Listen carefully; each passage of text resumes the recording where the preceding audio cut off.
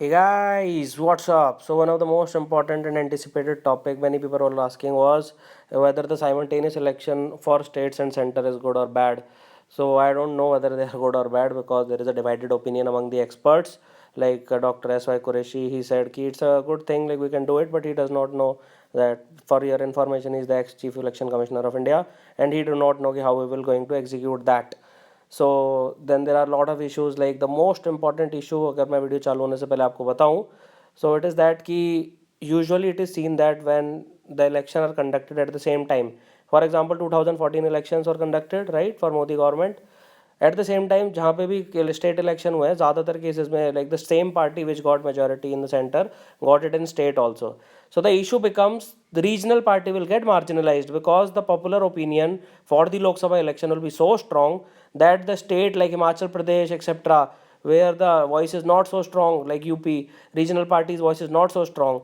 So the entire local assembly might also get swayed in the same national party. So आपकी जो regional party है उनकी importance काफ़ी ठीक है. तो सबसे जो मोस्ट इंपॉर्टेंट पॉइंट होगा वो रीजनल पार्टीज़ पे होगा, बाकी तो हम देखते हैं इस वीडियो में. सो what are the people saying, what are the experts saying? So they are saying that election is the like SI Qureshi sir also said it is the fundamental root of corruption. आपकी जितनी muscle power होती है, money power होती है, crores of freebies, alcohol, free lunches, ये वो TV appliances, बनी क्या क्या. So most of the things these emanates because ruling party has to stay in power and opposition wants to get in power. So there is a lot of bad blood politics, corruption that goes on with election. ठीक है. So but again election are the most fundamental requirement to operationalize democracy. So it is like a necessary evil. ये नहीं होगा तो भी दिक्कत है, होगा तो भी दिक्कत है. ठीक है. So its way of conducting becomes very very important. So the way it should be conducted, it holds utmost importance. ये please आप याद रखना, otherwise you will get in a lot of trouble. Now let's see. Elections are the means toward the end of serving the people, and it should not become an end in itself. ये भी बहुत important point है. Again, election is just a means, right? The way you cast your vote, it is your legal right, it is your constitutional right.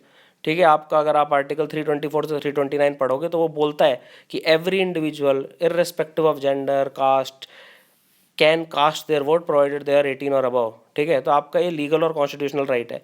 But it means कि it is your like it serving people, it is not an and it self. Election should not become like a supra national entity. अब देखते हैं इसके favour में क्या है. सबसे पहले क्या होता है कि गवर्नेंस जो होती है, जैसे मॉडल कोड ऑफ कंडक्ट है, it can cause policy paralysis. आप कर नहीं सकते काफ़ी सारी चीज़ें. तो मान लो कि 2014 में इलेक्शन हुआ, स्टार्टिंग में, फिर एंड में हुआ, फिर ये हुआ, फिर वो हो गया. तो new welfare schemes are not announced. उसमें क्या होता है, इलेक्शन कमीशन जो होगा वो बोल देगा कि भाई ये तो वोटर्स को अपीज करने के लिए कर रहे हैं. So new welfare schemes are not announced, so it can hamper the economic development. So simultaneous election will avoid the repeated imposition of model code of conduct. मान लो 2014 में नेशनल हुआ, 2015 में यहाँ हो गया, 16 में वहाँ हुआ, 17 में वहाँ हुआ, 18 में वहाँ हुआ. तो मतलब every year there is election going on. तो मॉडल कोड ऑफ कंडक्ट लगता रहेगा, वेलफेयर स्कीम्स अनाउंस नहीं हो पाएंगी, लोगों का डेवलपमेंट हो नहीं पाएगा, डीपीएसपीज को आप मतलब एनफोर्स नहीं कर पाओगे basically through legal means. So obviously like it will be dead. On also politicians will focus more on economic development, right, because like it is happening at one time.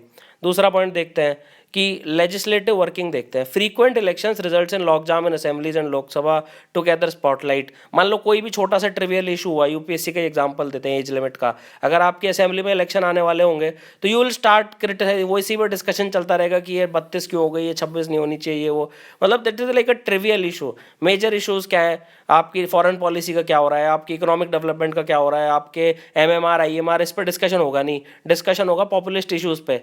So that together the spotlight. अगर बार बार frequent election होते रहेंगे तो यही चलता रहेगा.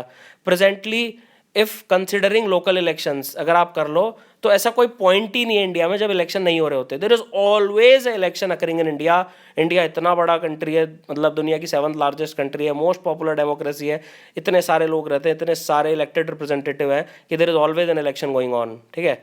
Now third point देखते हैं economy. Obviously जितने ज़्यादा इलेक्शन होंगे उतने ज़्यादा आईएएस ऑफिसर्स और आपके पब्लिक सर्वेंट्स, टीचर से लेकर सबके सब इन्वॉल्व होते हैं इसमें.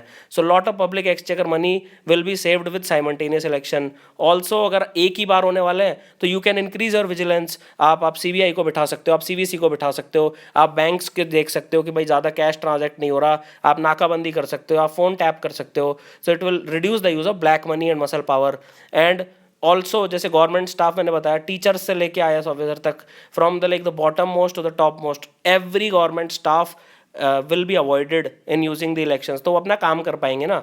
सो frequent deployment of police and government staff will be avoided.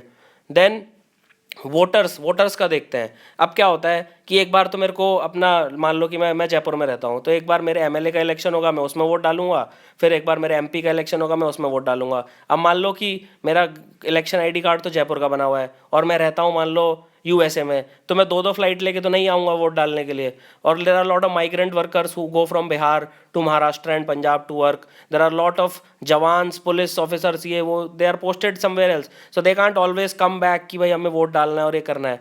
ठीक है, द गवर्नमेंट प्रोवाइड्स सम, कुछ VVIPs और कुछ लोगों के लिए government provides a ballot, but for large majority of the people like migrant labours, rickshaw pullers, जो मार्जिनल सेक्शन पे है, उनके लिए they can only come to home once, so they can cast their vote if the election is happening at the same time.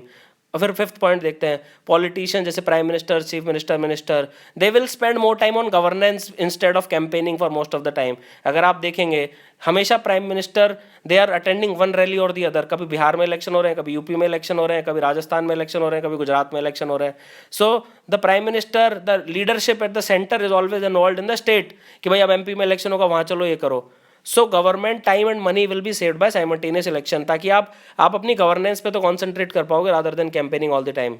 अब challenges देखते हैं यहाँ पे, प्रोस तो सुन लिए. Having simultaneous election will pause many problems.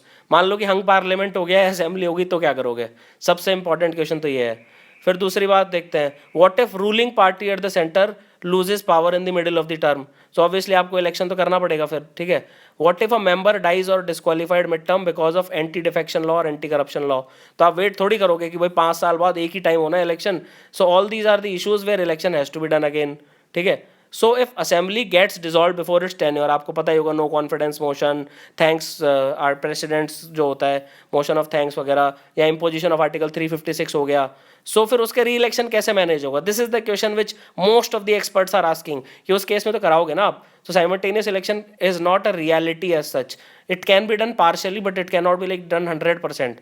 ठीक है, अब उसमें क्या होगा, अगर आपको करने हैं साइमल्टेनियस इलेक्शन, तो आपको बहुत सारे आर्टिकल अमेंड करने पड़ेंगे, कॉन्स्टिट्यूशनल अमेंडमेंट करना पड़ेगा. एंड एज यू नो कि लास्ट 70 साल में हार्डली 100 कॉन्स्टिट्यूशन अमेंडमेंट हुए हैं, मतलब रफली एक साल में 1 या 2 होते हैं. तो it is very difficult, right? GST में ही आप देख लो, लास्ट 5-6 साल से चल रहा है, 2011 से, अब जाके कॉन्स्टिट्यूशन अमेंड हुआ है. So to bring out simultaneous election, article 83, 85, 172, 174, they need to be amended, which is a very very difficult task. Now, frequent elections bring politicians back to the public, so there is lot of answerability and accountability. ये भी आपको याद रखना पड़ेगा. ठीक है, तो उसमें थोड़ा सा फायदा भी है. Normally a political party interacts with its voter at least 3 times in 5 years. Simultaneous election में क्या होगा, एक बार इलेक्शन हो गया, आप 5 साल तक जनता भाड़ में जाए, कोई मतलब नहीं है. So they can do whatever they want. That is also dark side also. So it depends. Democracy में everything can be taken to the either side. And chances of mixing of national and local issue in the mind of voters can also be there. मान लो तमिलनाडु में the national issues get mixed with local issues, तो ना केवल आपको MLA की seat मिलेगी, आपको MP की सीट भी मिल जाएगी, which has nothing to do with local politics by the way. So these are the challenges. So finally, what is the recommendation of the standing committee? अगर if you have not seen, please see my videos of standing committee.